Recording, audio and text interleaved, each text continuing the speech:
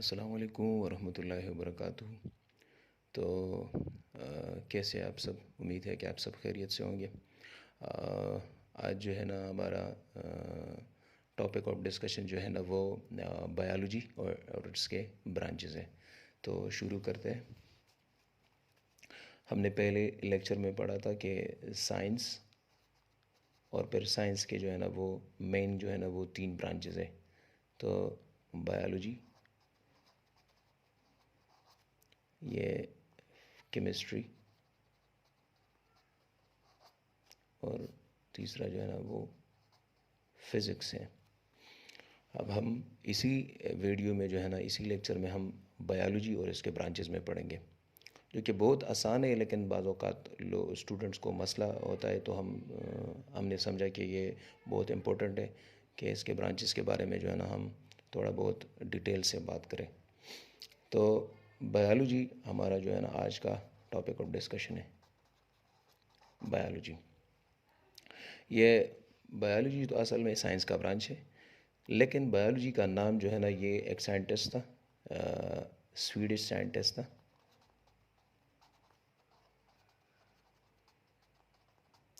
नाम उसका जो है ना कार्लस लीनियस था, और 1736 में ये नाम उन्होंने दिया था। तो हम इस तरह कहते हैं कि the word biology was given by a Swedish scientist named Carolus Linnaeus in 1736। Biology का जो नाम उन्होंने दिया था, तो ये बायोलॉजी के नाम के दो हिस्से हैं। ये टू ग्रीक वर्ड से बनी हुई है, बायोस एंड लोगस। बायोस की मानी है लाइफ एंड लोगस की मानी है study. So the study of life is called biology. Simple इस तरह कहते हैं, इस तरह बायोलॉजी की डिफिनेशन कर सकते हैं कि the study of life is called biology. अब अगर कोई स्टूडेंट्स जो है ना वो इंटरेस्टेड है कि हम इस डिफिनेशन को थोड़ा एलाबोरेट करें, तो हम इस तरह भी कह सकते हैं कि biology is the branch of science. The word biology was given by a Swedish scientist named Carolus Linnaeus in 1736. The word biology was a combination of two Greek words, bios and logos. Yeah, the word biology is a combination of two words, that is bios and logos. Bios means life, logos means study. So biology is defined as the study of life. So ये जो है ना elaborate हो गया। अब biology के एक एक तो है ना, लोग इसमें कंफ्यूज होते हैं, एक ब्रांचेस है और एक डिवीजन्स है। तो ब्रांचेस तो बहुत सारे हैं, लेकिन डिवीजन्स सिर्फ तीन हैं। तीन डिवीजन्स हैं। जिस तरह प्लांट्स है, एनिमल्स है, और माइक्रोब्स या माइक्रो ऑर्गेनिजम्स हैं। Micro organisms. तो प्लांट्स के स्टडी को हम बॉटनी कहते हैं, एनिमल्स के स्टडी को हम जोलॉजी कहते हैं, और माइक्रो ऑर्गेनिज्म की स्टडी को माइक्रो बायोलॉजी कहते हैं। तो डिवीजन्स तो तीन हैं। अगर आपसे कुछ डिवीजन्स के बारे में पूछे तो तीन डिवीजन्स हैं। प्लांट्स, तीन किस्म के लाइफ हैं, प्लांट्स हैं, एनिमल्स हैं और माइक्रो ऑर्गेनिजम्स हैं।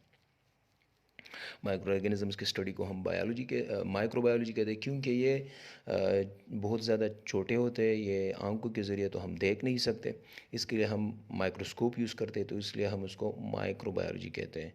Mean the study of micro organisms with the help of microscope. Micro organism की स्टडी हम माइक्रोस्कोप के ज़रिए करते हैं, तो इसलिए हम उसको माइक्रोबायोलॉजी कहते हैं। माइक्रो मीन स्मॉल, हम इस तरह भी डिफिनेशन करें कि micro mean small, bio mean life and logos mean study.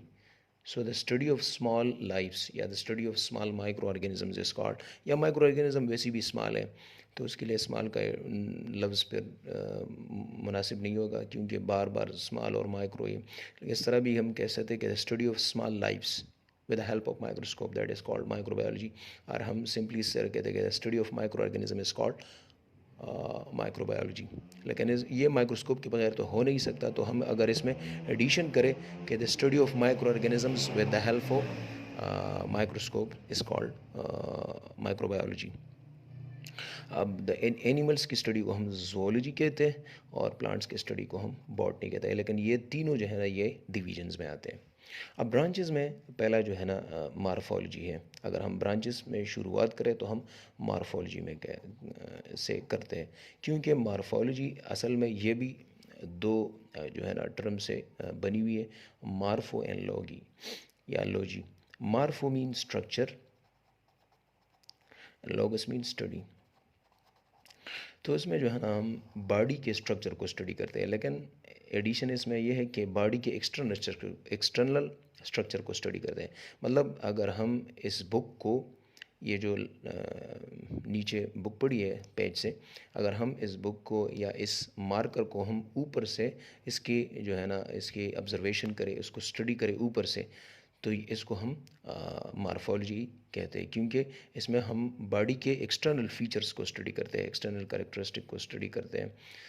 सही है, तो ये external structure of the body को हम स्टडी करते हैं तो उसको हम मार्फोलॉजी कहते हैं।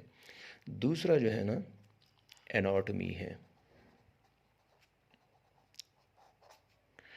एनाटॉमी असल में ये भी दो टर्म से बनी हुई है।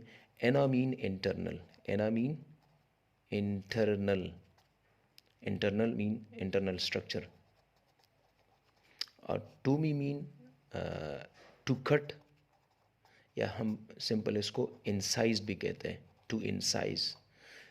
तो इंटरनल स्ट्रक्चर, टू कट या टू इंसाइज, मतलब हम बॉडी के इंटरनल स्ट्रक्चर को स्टडी करेंगे, लेकिन इंटरनल स्ट्रक्चर हम किस तरह स्टडी करेंगे? जब हम बॉडी को कट लगाएंगे तो उस कट के ज़रिए हम फिर अंदर जाके वहाँ जो जितनी भी स्ट्रक्चर्स हैं वो हम डिटेल से स्टडी करते हैं, तो उसको हम एनाटॉमी कहते हैं। मतलब जब हम बॉडी को कट करें, इंसाइज करें, और अंदर जाके जब हम इंटरनल स्ट्रक्चर को स्टडी करते हैं, उसकी पोजीशंस को स्टडी करते हैं, उसको कौन सी नर्व जो है ना वो आई, मतलब इंटरनल स्ट्रक्चर में है क्या स्टडी करते हैं, तो इंटरनल स्ट्रक्चर में पोजीशन कि ये आर्गन या बोन या आर्गन कौन सी पोजीशन पर है, और इनको कौन सी नर्व जो है ना वो नर्व सप्लाई हुई है, तो नर्व इनर्वेशन है। इसमें हम जो है ना ब्लड जो है ना सप्लाई की बात करते हैं, तो इसमें आर्टरीज और वेंस, तो ये सब इंटरनल स्ट्रक्चर में आते हैं। तो इंटरनल स्ट्रक्चर में जब हम बॉडी के इंटरनल स्ट्रक्चर को स्टडी करते हैं उसको हम एनाटॉमी कहते हैं। जब हम बॉडी को ऊपर से स्टडी करते हैं तो हम इसको मार्फोलॉजी, मतलब एक्सटर्नल स्ट्रक्चर को स्टडी करते हैं तो उसको हम कहते हैं मार्फोलॉजी। जब इंटरनल स्ट्रक्चर को हम स्टडी करते हैं तो उसको हम एनाटॉमी जो है ना बोलते हैं। अब एनाटॉमी को हम फर्दर हमने साइंटिस्ट ने फर्दर जो है ना क्लासीफाई की है। तो एनाटॉमी में ये तीन फर्दर जो है ब्रांचेस में फर्दर या सब ब्रांचेस में डिवाइड किए। तो इसमें हम माइक्रोस्कोपिक एनाटॉमी, दूसरा जो है ना मैक्रोस्कोपिक एनाटॉमी, और तीसरा जो है ना डेवलपमेंटल एनाटॉमी, डेवलपमेंटल एनाटॉमी। तो एनाटॉमी के फर्दर तीन सब ब्रांचेस हैं, इसको फर्दर हमने डिवाइड किया है तीन सब ब्रांचेस में। एक माइक्रोस्कोपिक, दूसरा मैक्रोस्कोपिक, तीसरा जो है ना developmental. Microscopic anatomy, macroscopic anatomy, developmental anatomy. Macroscopic anatomy को हम ग्रॉस एनाटॉमी कहते हैं, ग्रॉस एनाटॉमी। ग्रॉस एनाटॉमी मतलब ओवरऑल जितनी भी सिस्टम्स है, डाइजेस्टिव सिस्टम, ये पूरा सिस्टम है, इस तरह रिस्पायरेटरी सिस्टम, इस तरह रीनल सिस्टम, इस तरह आर्टीरियल सिस्टम, नर्व सिस्टम को हम जब पूरे नर्व सिस्टम को अगर हम स्टडी करेंगे तो या पूरा आर्टीरियल सिस्टम को, पूरा वीनस सिस्टम को, सर्कुलेटरी सिस्टम को, पूरे बोन्स को हम जब स्टडी करेंगे तो उसको हम ग्रास एनाटमी, इसके लिए कोई भी जो है ना इंस्ट्रूमेंट की ज़रूरत नहीं होती, क्योंकि वो ये सिस्टम तो बहुत बड़ा होता है, तो उसके जो है ना ऊपर से स्टडी करना, इसके लिए कोई इंस्ट्रूमेंट, मैग्नीफाइंग लेंस या माइक्रोस्कोप की ज़रूरत नहीं होती। तो उसको हम वैसे भी हम मैक्रो लार्ज को बोलते हैं, तो मैक्रोस्कोपिक एनाटमी इसको हम बोल सकते हैं, इसको ग्रास एनाटमी भी बोल सकते हैं। इसमें जो ऑर्गन सिस्टम है उसको स्टडी करना। माइक्रोस्कोपिक एनाटमी में जिस तरह नाम से ज़ाहिर है कि ये micro mean small, scopic mean vision, तो ये इसमें जितनी भी चीज़ें हम स्टडी करेंगे तो वो माइक्रोस्कोपिक लेवल पे होंगे, मतलब उसके लिए माइक्रोस्कोप की ज़रूरत होगी, इसलिए इस किस्म एनाटमी को हम माइक्रोस्कोपिक एनाटमी बोलते हैं। अब इसमें क्या कहता है, तो साइटोलॉजी, सेल्स की स्टडी को, अब ये भी एक ब्रांच है अलहदा, लेकिन ये साइटोलॉजी असल में ये माइक्रोस्कोपिक एनाटमी के सब ब्रांच हैं, लेकिन हम बाज़ औक़ात बायोलॉजी के ब्रांचेस में हम साइटोलॉजी जो है ना वो डिस्कस करते हैं, लेकिन ये साइटोलॉजी असल में माइक्रोस्कोपिक एनाटमी है, ये एनाटमी के सब ब्रांचेस में आता है। तो cyto mean cell and logos mean study. So microscopic anatomy में पहला जो है ना वो साइटोलॉजी है, द स्टडी ऑफ सेल्स। अब मसला यह यहाँ पर आता है, एक चीज़ जो है ना, एक साइटो है और एक ब्लास्ट है। तो अभी लोअर लेवल पे हम ये 9th 10th और फर्स्ट ईयर सेकेंड ईयर में हम इस तरह कह सकते हैं कि ब्लास्ट एक्चुअली इमेच्योर सेल्स हैं, इमेच्योर सेल्स, इमेच्योर सेल्स, और साइट जो हम बोलते हैं तो वो मेच्योर सेल्स होते हैं, मेच्योर सेल्स। तो मेच्योर सेल्स को स्टडी को हम साइटोलॉजी कहते हैं। जहाँ पर साइटो आता है मतलब ओस्टियोसाइट्स, ओस्टियोसाइट्स ये बोन्स के सेल हैं, ओस्टियोसाइट्स। इस तरह कॉन्ड्रोसाइट्स, तो ये मेच्योर होते हैं, कॉन्ड्रोसाइट्स। इस तरह बहुत सारे सेल्स हैं हमारे बॉडी में। ये लेम्फोसाइट्स, साइट्स। तो जहाँ पर साइटो या साइट्स आते हैं तो ये मेच्योर सेल्स की बात हो रही है, इसकी एक प्रॉपर फंक्शन होती है, जो फंक्शन उसकी वेल नोन होती है। और ब्लास्ट जो है ना वो इमेच्योर सेल्स है, जिस तरह ओस्टियोब्लास्ट, कॉन्ड्रोब्लास्ट जो कार्टिलेज के सेल्स होते हैं, कॉन्ड्रोब्लास्ट।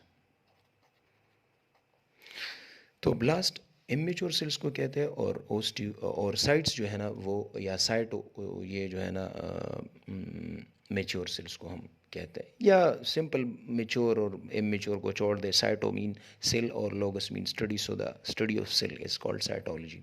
इसको हम सेल बायोलॉजी भी कहते हैं, साइटोलॉजी का हम दूसरा नाम सेल बायोलॉजी भी देते हैं। सेल की स्टडी को हम साइटोलॉजी और सेल बायोलॉजी कहते हैं। अब ये एक बहुत जो है ना एक ख़ूबसूरत टॉपिक है। अगर हम सेल को डिस्कस करेंगे कि सेल क्या है, तो असल में सेल को हम इस तरह कह सकते हैं कि it is a mass of protoplasm. Protoplasm जो है ना एक लिविंग एंटिटी है, मतलब सेल में ये सेल मेम्ब्रेन हो गया, ये न्यूक्लियस और न्यूक्लियर मेम्ब्रेन, इसमें मतलब न्यूक्लियर मटेरियल्स इस तरह होते हैं, ये न्यूक्लियस है और ये न्यूक्लियर मेम्ब्रेन है, ये सेल मेम्ब्रेन है, ये न्यूक्लियर मेम्ब्रेन है। अंदर जो है ना nucleic acid mean nucleic acid है, न्यूक्लिक मटेरियल्स है, और ये जो है ना साइटोप्लाज्म है, इसमें मुख्तलिफ ऑर्गेनील्स है। तो ये एक सेल हो गया। अब ये ऑर्गेनील्स और साइटोप्लाज्म, इसको हम जो है ना कलेक्टिवली कहते हैं प्रोटोप्लाज्म, प्रोटोप्लाज्म। प्रोटोप्लाज्म हम किस चीज़ को कहते हैं कि cell organelles plus cytoplasm. Cytoplasm ये फ्लूइड और इसके साथ जितनी भी मटेरियल्स हैं इसको हम प्रोटोप्लाज्म कहते हैं। प्रोटोप्लाज्म इज़ एक्चुअली, या हम इस तरह भी कह सकते हैं कि cytoplasm, cell organelles and nucleoplasm, that is called protoplasm. Protoplasm is actually living part of the cell, is called, या living entity of the cell is called protoplasm। और साइटोप्लाज्म तो फिर उसमें लिक्विड आता है। तो हम इस तरह कैसे कि the mass of protoplasm, a mass of protoplasm which is surrounded by cell membrane or plasma membrane and at least one nucleus. इसको हम फिर क्या बोलेंगे? सेल बोलेंगे. Cell is actually a mass of protoplasm which is surrounded by cell membrane and having at least one nucleus, that is called cell. हम अभी तक cell के डिफिनेशन तो हम अभी तो आपने जान लिया, लेकिन बाज़ वक़्त हम सेल की डिफिनेशन कहते हैं कि बस the functional and structure unit of a body is called cell. वो भी हम एक्सप्लेन करते हैं कि सेल को हम क्यों स्ट्रक्चर एंड फंक्शन यूनिट कहते हैं. मतलब इस तरह दूसरी डिफिनेशन है कि the structural and functional unit of a body. Cell को हम इस तरह भी डिफाइन करते हैं कि the structure and function unit of a body. मतलब सेल कंबाइन होकर टिश्यू बनाता है, टिश्यू मतलब ऑर्गन, तो एक स्ट्रक्चर भी बनाती है. सेल कंबाइन होकर स्ट्रक्चर बनाता है और उसी स्ट्रक्चर का फंक्शन होता है. मतलब सेल्स इकट्ठे होकर स्टमक बना लिया, सेल कंबाइन होके उन्होंने जो है ना हार्ट बना ली. सेल्स कंबाइन होके जो है ना आइज़ उनसे मतलब कंबाइन होके आई बन गई, ऑर्गन बन गई. तो मुख्तलिफ ऑर्गन्स जो है ना वो सेल से बनी हुई है. Cell into tissue, tissue into organs, और वही ऑर्गन्स का कुछ ना कुछ काम होता है. मतलब लीवर जो है ना ये भी सेल से बनी हुई है, लेकिन लीवर का फंक्शन भी होता है. तो इसलिए हम कहते हैं कि cell is the structural mean, ये स्ट्रक्चर भी बनाती है और उस स्ट्रक्चर की एक फंक्शन भी होती है. एक बाज़ औक़ात तो एक से ज़्यादा होती है, लेकिन ये डिफिनेशन अगर ये अब हम तो सालों साल से ये पढ़ते हैं, लेकिन इसकी समझ हमें नहीं आती कि स्ट्रक्चर एंड फंक्शन यूनिट किस तरह. मतलब ये कि सेल कंबाइन होके मुख्तलिफ स्ट्रक्चर बनाते हैं. सेल से स्ट्रक्चर बनी हुई है. मतलब जिस तरह हम दीवार को देते हैं तो ईंटों से दीवार बनती है और दीवार का एक ख़ास फंक्शन होता है जो है ना वो सपोर्ट भी देती है, प्रोटेक्शन भी देती है और ब्यूटिफिकेशन भी उसका काम होता है. तो सेल कंबाइंस होके स्ट्रक्चर भी बनाती है और उसी स्ट्रक्चर का एक फंक्शन होता है. तो इसलिए हम उसको cell is the structure and function unit of the body, simple इस तरह भी कह सकते हैं. लेकिन अगर एक्चुअल सेल की डिफिनेशन हम जो है ना सीखना चाहते हैं तो सेल की डिफिनेशन हम इस तरह कर सकते हैं कि a mass of protoplasm which is surrounded by cell membrane and at least one nucleus. बाज़ औक़ात इस तरह होते हैं कि लोग फिर इस तरह कहते हैं कि रेड ब्लड सेल तो सेल है, नाम से भी ज़ाहिर है रेड ब्लड सेल, लेकिन वो उसमें तो न्यूक्लियस नहीं होता. तो न्यूक्लियस उसमें होता है, लेकिन जब सेल मेच्योर होता है, रेड ब्लड सेल जब मेच्योर होता है इनसाइड सर्कुलेशन में जब आता है, तो उस वक्त पर उसमें न्यूक्लियस नहीं होता. वो दूसरे जो है ना वो प्रोसेस होते हैं, और ये दूसरा टॉपिक है फिर जो है ना ये हमसे थोड़ा एलाबोरेट हो जाएगा. लेकिन एक्सेप्शनल केसेस से हटा के हम इस तरह कहते हैं कि cell is actually mass of protoplasm which is surrounded by cell membrane and at least one nucleus. या हम इस तरह भी कह सकते हैं the structure and function unit of a body is called cell. तो मतलब साइटोलॉजी, ये माइक्रोस्कोपिक एनाटॉमी में साइटोलॉजी आ गई. सेल की स्टडी को हम साइटोलॉजी कहते हैं या सेल बायोलॉजी. दूसरा जो है ना इसमें जो है ना हिस्टोलॉजी भी आती है. हिस्टोलॉजी, तो histology tissue, histos mean tissue and logos mean study. So tissue के स्टडी को, उसके स्ट्रक्चर के स्टडी को हम हिस्टोलॉजी कहते हैं. टिश्यू के स्ट्रक्चर, टिश्यू के क्या चीज़ हम स्टडी करेंगे हिस्टोलॉजी में, तो टिश्यू के स्ट्रक्चर, कंपोजिशन कि ये कौन कौन सेल से बनी हुई है, आया सिमिलर सेल्स है कि डिफरेंट सेल्स है, तो इसकी स्ट्रक्चर, कंपोजिशन और इसकी जो है ना फंक्शन. तो सिर्फ हम इस तरह नहीं कहते कि study of tissue is called histology, नहीं. The study of tissue, its structure, its composition and its function is called histology. Histology में हम सेल के स्ट्रक्चर, टिश्यू के स्ट्रक्चर भी पढ़ेंगे कि क्या स्ट्रक्चर है, और इसके साथ साथ इसकी कंपोजिशन, आया सिमिलर सेल्स है कि डिफरेंट सेल्स है, और इसके साथ साथ फंक्शंस भी स्टडी करेंगे. असल में हम फिर डिटेल से जाएंगे कि टिश्यू दो किस्म के हैं, सिंपल और कंपाउंड. सिंपल और कंपाउंड टिश्यूज़. तो सिंपल टिश्यूज़ वही टिश्यूज़ होते हैं जो सिमिलर सेल्स से बनी हुई है, और कंपाउंड टिश्यूज़ वो टिश्यूज़ होते हैं जो डिफरेंट सेल्स से बने हुए होते हैं। जब डिफरेंट सेल्स कंबाइन होके इस तरह, अब अगर हम इस तरह पढ़ेंगे तो ये भी अगर हमने पढ़ा कि histology is actually study of tissue, तो फिर सवाल ये उठेगा, जहन में ये सवाल आएगा कि टिश्यू क्या होता है। तो tissue is actually tissue is defined as a group of cells. A group of cells is called tissues. तो सेल्स के दरमियान फिर जब एक सेल दूसरे सेल के साथ जो है ना कंबाइन होता है, तो इसके दरमियान कुछ इंटरसेलुलर सब्सटेंसेस, इंट्रासेलुलर सब्सटेंसेस उसमें आ जाते हैं। तो सॉरी, इंटरसेलुलर सब्सटेंसेस, दो सेलों के दरमियान जितने भी जो सब्सटेंसेस, जिस तरह हम एक ईंट दूसरे ईंट के साथ लगाते हैं तो उसमें सीमेंट जो है ना वो हम डालते हैं, इसलिए इसी तरह जो है ना बॉडी में भी कुछ सब्सटेंसेस होती है जो एक सेल और दूसरे सेल को इकट्ठे जो है ना वो कंबाइन करता है, तो उसको हम इंटरसेलुलर सब्सटेंसेस बोलते हैं। तो tissue is actually a group of cells. अब इसमें मसला होता है, बाज़ औक़ात लोग कहते हैं कि नहीं, ग्रुप ऑफ सिमिलर सेल्स, तो ये सिमिलर सेल्स हम नहीं बोलेंगे। असल में टिश्यू जो है ना दो किस्म के हैं, सिमिलर सेल से भी टिश्यू बन जाती है, सिमिलर सेल से भी टिश्यू बन जाती है, और डिफरेंट सेल से भी टिश्यू बन जाते हैं।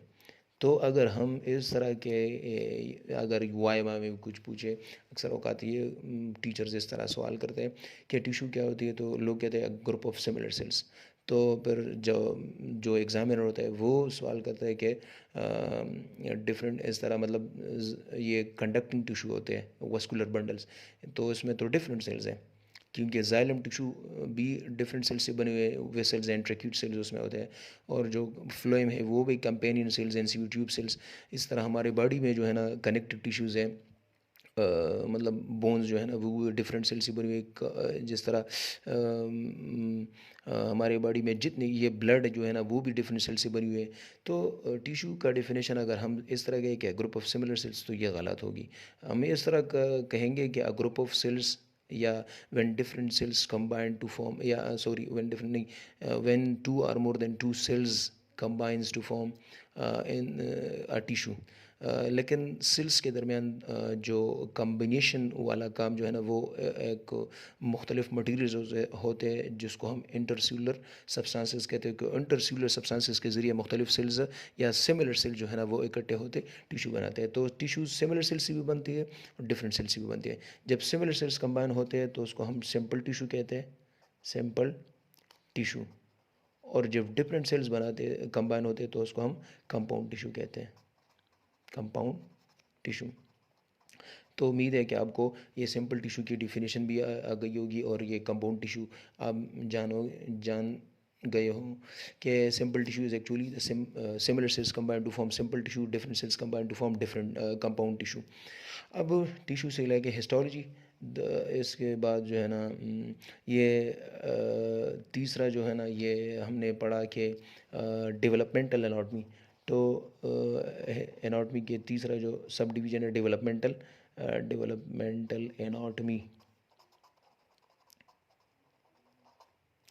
डेवलपमेंटल एनाटमी में हम इसको हम एम्ब्रियोलॉजी भी कहते हैं।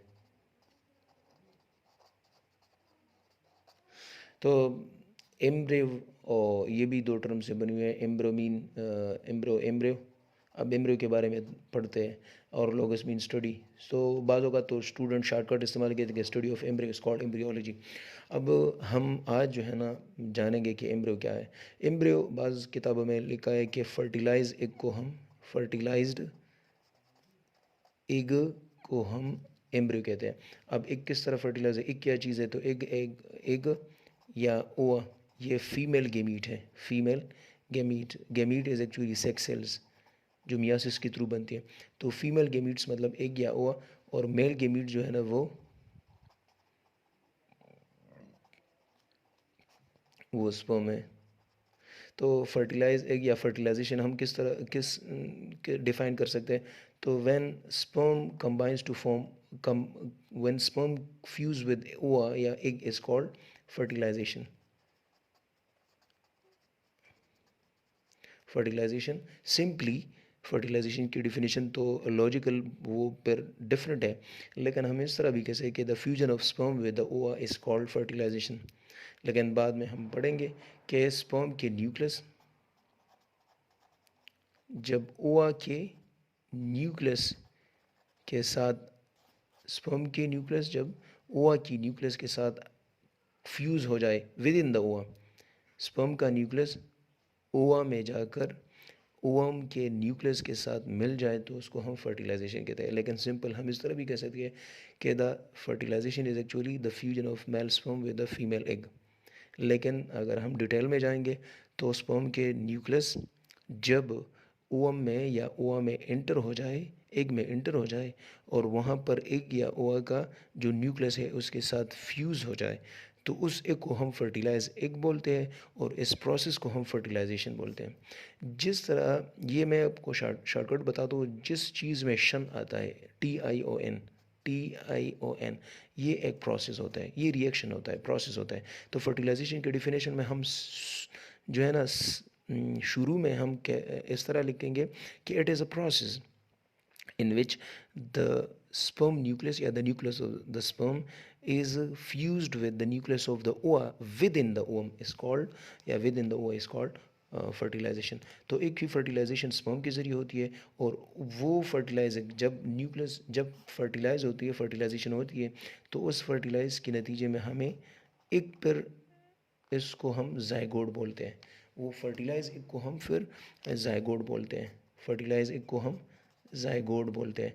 और जायगोड जो है ना, ये न्यूक्लियस जो स्पर्म है ये हाफ है 1/2 और ओवा भी हाफ है 1/2, तो 1/2 कंबाइन होके वन सेल बन जाती है। क्योंकि ह्यूमन सेल में जो है ना 46 क्रोमोसोम्स है, तो स्पर्म के 23 और ओवा के 23 कंबाइन होके जो है ना 46 क्रोमोसोम बनाते हैं। तो 46 तो वन सेल में आता है, तो इसीलिए हम कहते हैं कि स्पर्म एक हैप्लॉइड सेल है, ओवा भी एक हैप्लॉइड सेल है।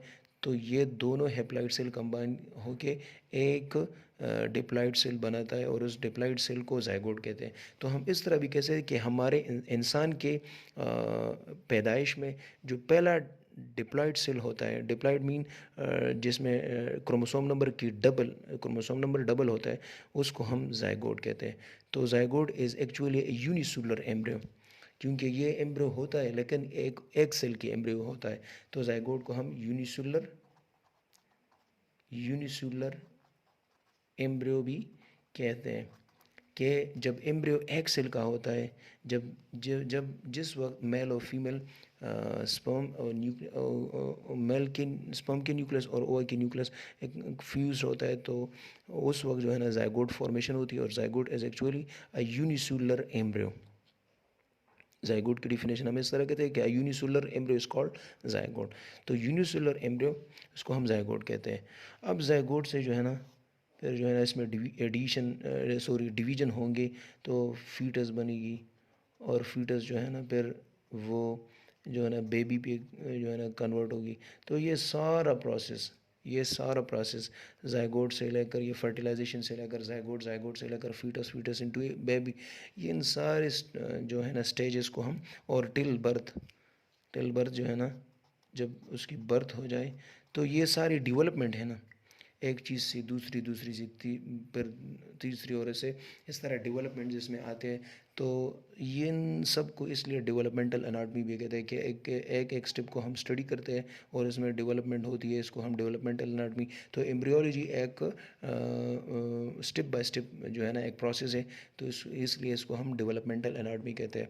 तो जो एम्ब्रियोलॉजी है ये बायोलॉजी में हम अलहदा पढ़ते हैं, लेकिन असल में ये एनाटमी का एक सब ब्रांच है। इस तरह साइटोलॉजी, इस तरह जो है ना हिस्टोलॉजी, ये सब कुछ जो है ना ये एनाटमी में आता है। तो ये हम बायोलॉजी में डिस्कस करें, लेकिन असल में ये एनाटमी में के सब ब्रांचेस हैं। इसके अलावा हम एक और ब्रांच स्टडी करते हैं जिसको हम फिजियोलॉजी कहते हैं, फिजियोलॉजी।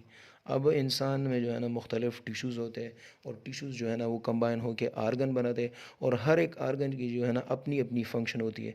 तो physio mean function and logos mean study. So हम इस तरह कह सकते हैं the study of functions of different parts of the body, functions of parts of the body या आर्गन्स, जितनी भी बॉडी के आर्गन्स हैं उनके एक अपना अपना फंक्शन है, तो उसके फंक्शंस को स्टडी करने को हम फिजियोलॉजी कहते हैं। Physiology is actually the study of functions of different parts of the body is called physiology. तो ये भी एक ब्रांच हो गया। इसके अलावा हम जो है ना जेनेटिक्स भी इसमें आता है, जेनेटिक्स। तो जेनेटिक्स असल में जीन्स के बारे में हम पढ़ते हैं, जेनेटिक्स में हम जीन्स के बारे में पढ़ते हैं। जीन्स क्या है? ये डीएनए का फ्रेगमेंट है। DNA is actually a nucleic acid या न्यूक्लियर मटेरियल, न्यूक्लिक मटेरियल। तो इसी न्यूक्लिक मटेरियल जिसमें हमारा जो है ना बॉडी का कोड होता है in the form of nucleotides, in the sequence of nucleotides, उसमें वो कोड जो है ना वो उसमें एडजस्ट होता है, कोडेड होता है उसमें न्यूक्लियोटाइड की सीक्वेंस में। वो जो है ना हमारे बॉडी की जितनी भी कैरेक्टरिस्टिक है, ट्रेड्स है, वो उसमें कोडेड होता है न्यूक्लियोटाइड की सीक्वेंस में। तो उस न्यूक्लियोटाइड्स को हम जीन्स भी कहते हैं। Genes is actually a fragments of DNA, fragments और a part of DNA, part of DNA और न्यूक्लियर मटेरियल्स। हम जीन्स को किस तरह डिफाइन करेंगे? जीन्स इज एक्चुअली फ्रेगमेंट और अ पार्ट ऑफ डीएनए और a part of nucleic material. तो हम इसको जीन्स कहते हैं, जिसमें एक स्पेसिफिक कैरेक्टरिस्टिक की कोड होती है, having codes for specific characteristics या स्पेसिफिक फंक्शंस के कोड्स उसमें होते हैं। तो उस डीएनए के हिस्से को हम, जिसमें कोड्स होते हैं, किसी काम करने के कोड्स उसमें फीड होते हैं, तो उसको हम जीन कहते हैं। डीएनए का वो हिस्सा जिसमें किसी ट्रेड की, किसी करेक्टर के कोड होते हैं in the form of nucleotides, उसको हम जीन कहते हैं। तो जीन्स की स्टडी को हम जेनेटिक्स कहते हैं। Genetics is actually the study of genes. Genes क्या है? ये fragments of DNA, fragments of nucleic materials having codes in the form of nucleotides for a specific characteristic, that is called genes। और jeans की study को हम genetics कहते हैं। Jeans की डिस्कवरी जो है ना, इसमें मेंडल का जो है ना बहुत रोल है, मेंडल। और फिर इसमें जो है ना दूसरे और भी साइंटिस्ट है, माइकल जेहनसन इसमें है, माइकल जॉनसन, उनका भी कुछ रोल होता है। लेकिन जो जेनेटिक्स में सबसे जो है ना तगड़ा साइंटिस्ट था वो मेंडल था। और मेंडल ने बहुत सारा काम जो है ना जेनेटिक्स भी किया है। और तो जीन्स की स्टडी को हम जेनेटिक्स कहते हैं। और जीन्स असल में, जीन्स तो फ्रेगमेंट्स और डीएनए है जिसमें कोड्स होते हैं, लेकिन जीन्स की वजह से जो पेरेंट्स, जो करेक्टरिस्टिक होते हैं पेरेंट्स में, वो ऑफस्प्रिंग में, औलाद में जो है ना वो कन्वर्ट होती है। तो जितनी भी करेक्टरिस्टिक बाज़ औक़ात हम कहते हैं कि कुछ करेक्टरिस्टिक जो है ना वो अपने वालिदैन से जो है ना बच्चों में ट्रांसफ़र होती है, तो उसमें जो है ना जीन्स का या डीएनए का जो है ना बहुत अहम किरदार होते हैं। तो हम इस तरह भी कहते हैं कि the study of genes and the transferring of hereditary characters from parent to offspring is called genetics। तो हम इस तरह कैसे कि the study of genes and the transfer of characters from parent to offspring। तो वो कैरेक्टर्स जो parent से ऑफस्प्रिंग में कन्वर्ट होती है, उसमें ट्रांसफ़र होती है, तो उसको हम हेरिडिटरी कैरेक्टर्स कहते हैं। Transferring of characters from parents to offsprings is called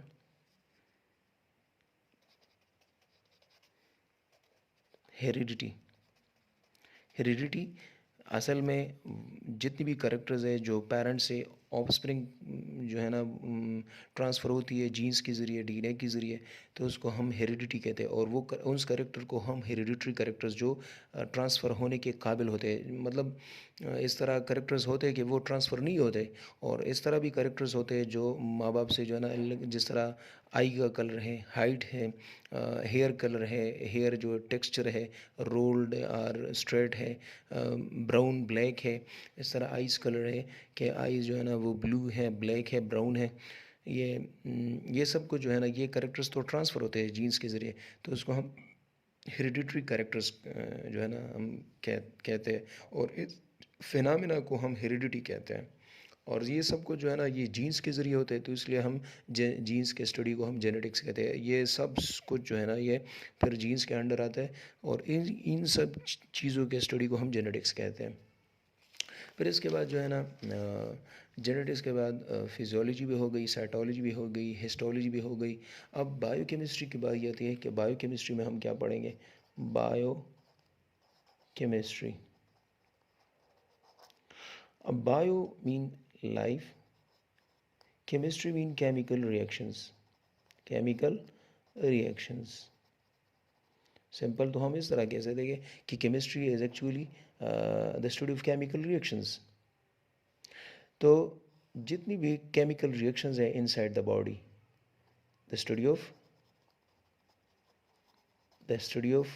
all the chemical reactions, the study of all the chemical reactions which occurs inside living body, inside living body। जितनी भी chemical reactions हैं जो living body में inside जो है ना वो होते हैं, उस सब के सब रिएक्शंस को हम बायोकेमिस्ट्री कहते हैं। उन सब के सब रिएक्शंस को हम बायोकेमिस्ट्री, मतलब protein synthesis, glucose synthesis, fats की जो है ना डिस्ट्रक्शन, और ये सब कुछ जो है ना इन सारे रिएक्शंस को हम बायोकेमिस्ट्री में स्टडी करते हैं।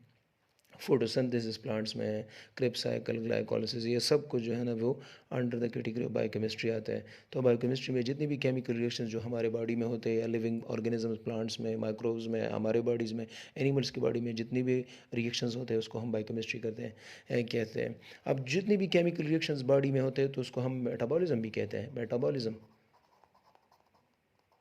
इसको हम मेटाबॉलिज्म भी कहते हैं। तो हम इस तरह भी कहते हैं कि study of metabolic reaction inside the body is called biochemistry. अब मेटाबॉलिज्म के दो फर्दर इसमें रिएक्शंस आते हैं।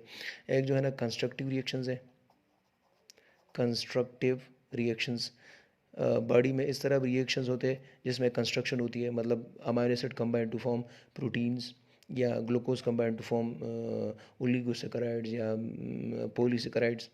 इस तरह जो है ना डिस्ट्रक्टिव रिएक्शंस भी बॉडी में होते हैं, मतलब प्रोटीन्स की डीनेचरल होते हैं, प्रोटीन्स कार्बोहाइड्रेट्स की डीनेचरिंग होती है, डिस्ट्रक्शन होती है, डिस्ट्रक्टिव रिएक्शंस होती है। तो बॉडी में दो किस्म की रिएक्शंस है। रिएक्शन, सारी रिएक्शंस को हम बायोकेमिस्ट्री कहते हैं, मेटाबॉलिज्म। लेकिन मेटाबॉलिज्म तो असल में रिएक्शन तो दो किस्म होते हैं, कंस्ट्रक्टिव होते हैं, डिस्ट्रक्टिव होते हैं।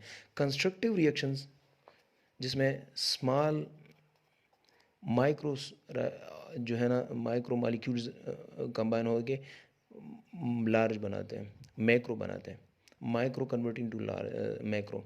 और डिस्ट्रक्शन में लार्ज जो है ना वो स्मॉल में कन्वर्ट होती है। तो ये constructive reactions mean small molecules combine to form large molecule, and that is called anabolism.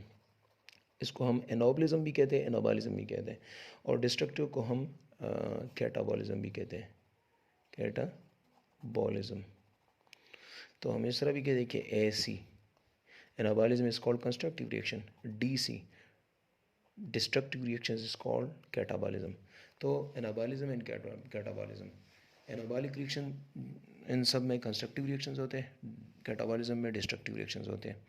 तो एनाबॉलिक रिएक्शंस और कैटाबॉलिक, हम इस तरह भी कहते हैं कि biochemistry is actually the study of all the anabolic and catabolic reaction is called metabolism, या the study of constructive and destructive reaction is called metabolism, the study of metabolism is called biochemistry. तो biochemistry में ये सब हम पढ़ेंगे detail से। इसके बाद जो है ना फार्माकोलॉजी है, फार्माकोलॉजी। तो फार्माकोलॉजी असल में फार्मा मीन ड्रग्स, मेडिसिन, और logy mean study. So simple we के इस तरह हम बोल सकते हैं कि the study of drugs is called pharmacology, study of drugs is called pharmacology, the study of drugs, the study of drugs drugs and their effects on our body, and their effects on our body. Study of drugs मतलब दवाइयों के जितने भी असरात हैं हमारे body पर, दवाई और दवाई के जितनी भी असरात हैं हमारे बॉडी पर, तो या लिविंग ऑर्गेनिज्म के बॉडी पर, उन सब को हम फार्माकोलॉजी में डिस्कस करते हैं. The study of drugs and their effects on our body is called pharmacology. अब अगर डिटेल में पढ़ेंगे तो इस तरह भी कहते हैं कि the study of pharmaco dynamics and pharmaco kinetics is called pharmacology. या हम इस तरह भी कह सकते हैं, अब फार्मेकोकाइनेटिक्स, फार्मेकोडायनेमिक्स ये फिर फार्माकोलॉजी के टर्म्स है. हम इस तरह भी कह सकते हैं study of effects of drugs, study of effects of drugs on our body and the response of body towards drugs. तो जब हम मेडिसिन लेते तो बॉडी में तो पहला वो जो है ना एड्जॉर्प्शन, आदमी इस तरह हम कह सकते हैं आदमी, तो उस पहले जो है ना उसकी एड्जॉर्प्शन होती है या एब्जॉर्प्शन होती है. दूसरा जो है ना इसकी डिस्ट्रीब्यूशन होती है, डिस्ट्रीब्यूशन. फिर इसकी मेटाबॉलिज्म होती है, उसकी डिवीज़न होती है, मेटाबॉलिज्म उसकी एक्टिव इंग्रेडिएंट्स पर जो मतलब वो अपना काम करता है, और फिर एलिमिनेशन होता है, एलिमिनेशन. तो ये सब कुछ जो है ना ये बॉडी की तरफ है. ये response of the body towards drugs, response of the body towards drugs, वो एड्जॉर्प्शन है, डिस्ट्रीब्यूशन है, मेटाबॉलिज्म है, एलिमिनेशन. अब इफ़ेक्ट्स ऑफ ड्रग्स ये क्या है? तो इफ़ेक्ट्स ऑफ ड्रग तो है ना ये बॉडी पे इसका क्या असरात है, मतलब ये हमें फ़ायदा देगा या नुकसान देगा, वो सब कुछ जो है ना वो इफ़ेक्ट्स ऑफ ड्रग्स में आता है. और response of the body toward drugs, तो ये सब कुछ बॉडी की तरफ है. ये एब्जॉर्प्शन, डिस्ट्रीब्यूशन, मेटाबॉलिज्म, एलिमिनेशन, ये सब कुछ जो है ना आता है. तो हम फार्माकोलॉजी को स्टडी करते हैं, तो study of drugs and their effects on our body, या study of pharmacodynamics and pharmacokinetics, या the study of effects of drugs on our body and the response of the body towards drugs, ये सब कुछ जो है ना pharmacology में हम डिस्कस करेंगे. सही है. और इसके अलावा जो है ना और ब्रांचेस जो है ना वो इसमें इम्पॉर्टेंट नहीं है, जिस तरह सोशल बायोलॉजी है, एनवायरमेंटल बायोलॉजी है. इसके अलावा जो है ना पैलेंटोलॉजी है, स्टडी ऑफ फॉसिल्स. तो इतने इम्पोर्टेंट नहीं, लेकिन जो इम्पोर्टेंट ब्रांचेस है वो मैंने इंशाल्लाह इसी लेक्चर में कवर किए. उम्मीद है कि ये वीडियो आपको बहुत पसंद आई होगी. अगर और इसको अपने दोस्तों के साथ शेयर भी करें. हमारी हौसला अफजाई के लिए आप इस पर कमेंट भी करें, और जितना भी हमसे हो सकेंगे तो हम कोशिश करेंगे कि ज़्यादा से ज़्यादा जो है ना वो टॉपिक्स को कवर करें और आसान अल्फाज में जो है ना वो आपको डिलीवर करें, ताकि आपको भी समझ आ जाए. और दूसरी बात यह है कि इसको हमारे जो यूट्यूब चैनल है साइंस एकेडमी के, तो उसको भी जो है ना फॉलो करें, सब्सक्राइब करें, और बिल की नोटिफिकेशन जो है ना वो उस पर क्लिक करें, ताकि बर वक्त आपको नई वीडियोस की जो है ना नोटिफिकेशन मिलेगी. और इसके साथ साथ हमारे पेज को जो है ना वो फॉलो भी करें और शेयर भी करें हमारे वीडियोस के. सही है. जज़ाकल्लाह.